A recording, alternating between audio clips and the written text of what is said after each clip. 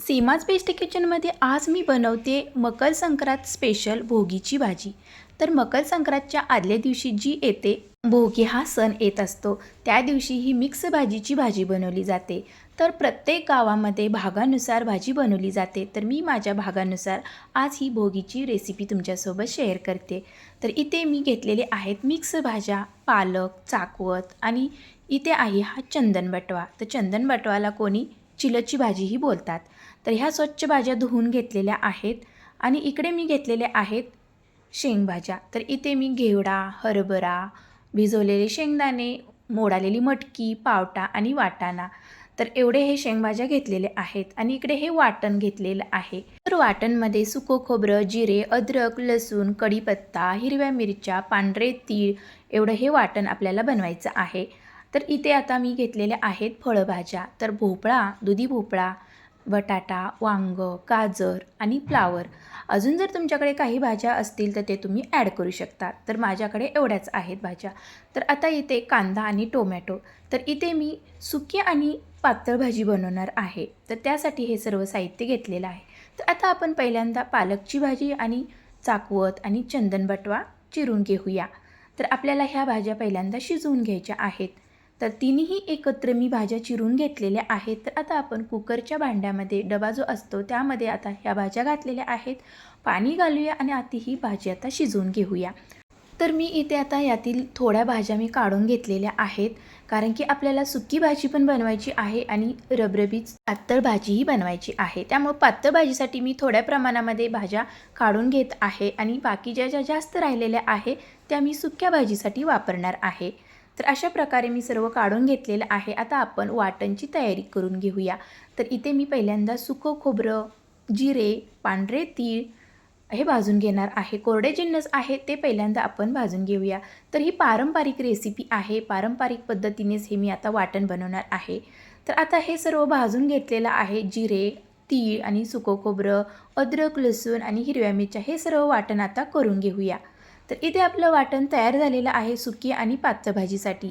तर आता पहिल्यांदा आपण इथे सुकी भाजी बनवूया। तेल घातलेलं आहे, कढीपत्ता घालूया, जिरे घालूया आणि पांढरे तीळही घालूया। तर तिळाचा वापर या भोगीच्या रेसिपीमध्ये केला जातो। आता कांदा घालूया। तर कांदा तुमच्या आवडीप्रमाणे कमी जास्त घालू शकता, पण मी सुक्या भाजीमध्ये कांदा वापरत असते।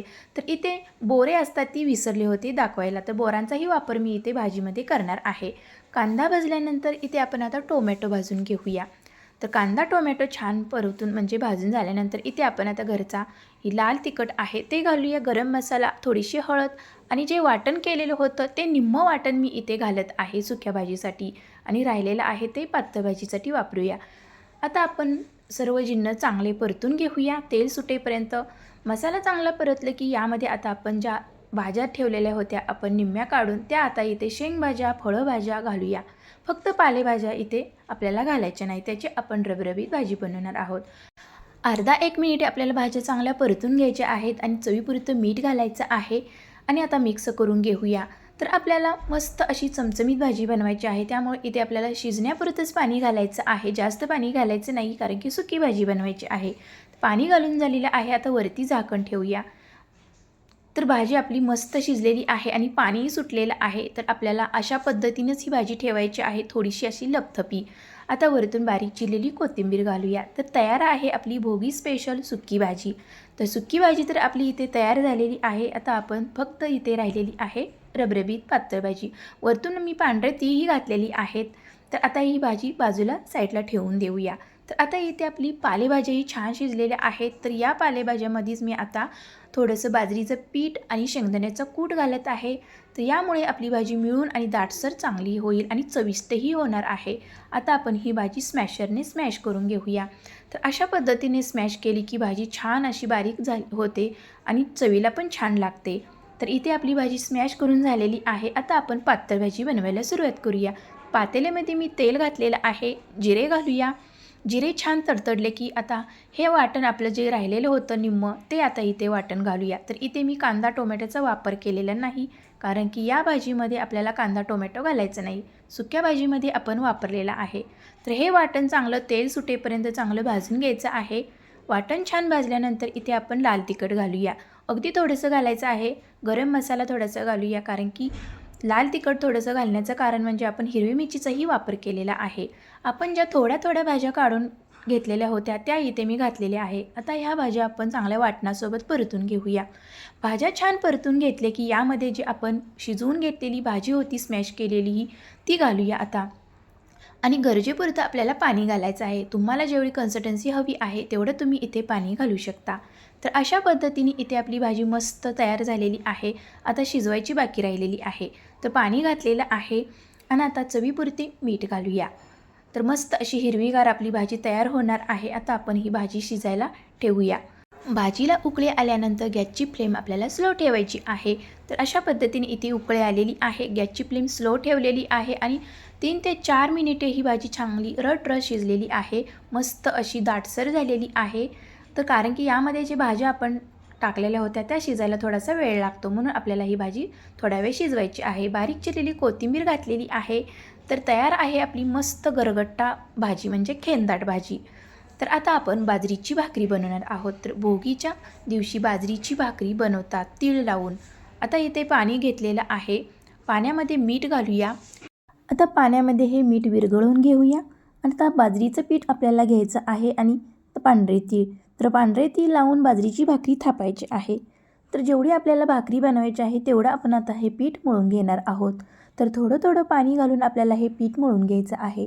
जेवढे पीठ चांगले मळेल तेवढी भाकरी आपली चांगली होते, कुठेही चिरत नाही. म्हणून अशा पद्धतीने आपल्याला घासून चांगलं हे पीठ मळून घ्यायचं आहे.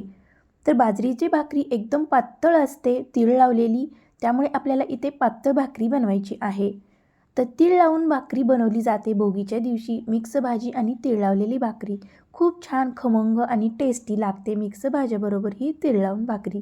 तर आता इथे आपण उंडा करून घेतलेला आहे. आता दोन्हीही बाजूनी आपल्याला पांढरे तीळ लावायचे आहेत. तर अशा पद्धतीने इथे आपले तीळ लावून झालेले आहेत. आता आपण थोडंसं पीठ घेऊया. बाजरीचे पीठ आपल्याला घ्यायचं आहे आणि भाकरी थापायची आहे पिठावरती. तर अशा पद्धतीने आता आपण भाकरी थापून घेऊया. तर बघू शकता तुम्ही भाकरी किती छान थापता येते, कारण की आपण इथे छान पीठ मळलेलं होतं, त्यामुळे भाकरी कुठेही चिरलेली नाही. मस्त अशी पातळ भाकरी थापलेली आहे. तर आता आपण तव्यावरती ही भाकरी घालूया. तर तवाही इकडे गरम झालेला आहे. तर गरम तव्यावरती आता आपण भाकरीही घालायची आहे. तव्यावरती भाकरी घातल्यानंतर आपण आता पाणीवरती लावायचं आहे. तर जास्त पाणी लावायचं नाही, अगदी पुसट आपल्याला एकदम पातळ थर असा लावून पाण्याचा घ्यायचा आहे. थोडंसं पाणी वरतून सुकलं की भाकरी ही पलटायची आहे, वरची बाजू खाली करायची आहे. तर अशा पद्धतीने आपली ही भाकरी मस्त खालून पण भाजून झालेली आहे. खालची बाजू भाजली की भाकरी आता आपण ही गॅसवरती भाकरी भाजून घेऊया. तव्यावरती पण भाकरी तुम्ही भाजू शकता किंवा गॅसवरती पण भाजू शकता. खूप छान अशी खमंग होते आणि टम्म फुगते भाकरी.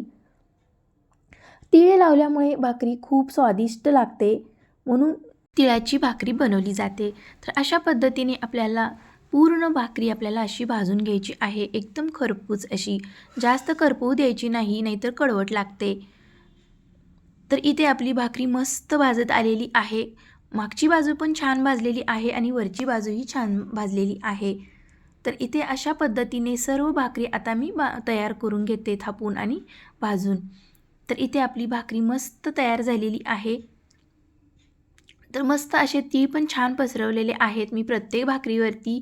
तर तयार आहेत आपल्या मस्त भोगी स्पेशल खमंग तीळ लावलेल्या पातळ अशा भाकऱ्या. तर बाजरीच्या खमंग भाकऱ्या ही रेसिपी तुम्ही नक्की ट्राय करा, खूप छान चविष्ट लागते. तर आता एक भाकरी मी तुम्हाला तोडून दाखवते की किती मस्त असा पापुंद्रा आलेला आहे भाकरीला. छान अशी फुगलेली होती टम्म. आणि वरचा पण पापुंद्रा बघू शकता तुम्ही किती मस्त असा खरपूस भाजलेला आहे. तर अशा पद्धतीने ही भाकरी आपण बनवलेली आहे बाजरीची. तर आता आपण ताटामध्ये सर्व पारंपरिक पद्धतीने जी भाजी बनवलेली आहे, सुक्की भाजी आणि हे रबरबीत खेंदाट बनवलेलं आहे, ते आता आपण ठेवूया ताटामध्ये. आणि त्यासोबत मी इथे पांढरा भात पण केलेला आहे साधा, आणि तीळ लावलेली बाजरीची मस्त अशी खरपूस खमंग भाकरी. आणि वरतून आता थोडीशी कोथिंबीर घालूया. आणि वरतून गार्निशिंगसाठी मी ते पांढरे तीळ घालत आहे, कारण की पांढरे तीळ ही ह्या रेसिपीची खासियतच आहे. आणि बाजूला आपण कांद्याची पात ठेवूया.